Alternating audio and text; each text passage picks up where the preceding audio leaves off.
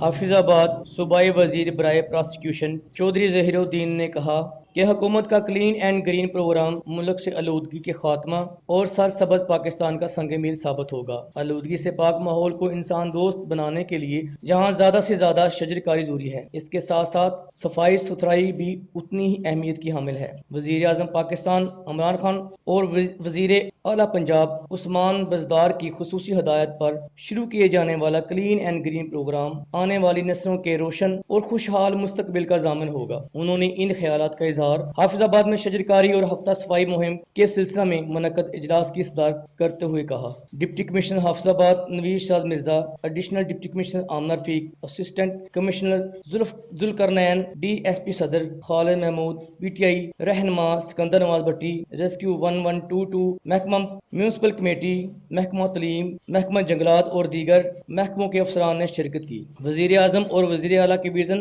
اور عوام دوست پالیسیوں کے تحت شجر کاری اور ہفتہ صفائی منایا جا رہا ہے۔ مستقبل قریب میں نوجوان نسل پر اس کلین اینڈ گرین پروگرام کے صحت مند اثرات مرتب ہوں گے۔ عوام میں شجر کاری اور صفائی ستھرائی کے حوالے سے شعور اور آگاہی کے لیے واہ کی گئی۔ اس موقع پر صوبائی وزیر نے ڈسٹرکٹ کمپلیکس میں گاف کا پودا بھی لگایا، جبکہ جنرل بس اسٹینڈ کے قریب صفائی کے کاموں کا جائزہ بھی لیا۔ ظفر جمال، سٹی نیوز، حافظ آباد۔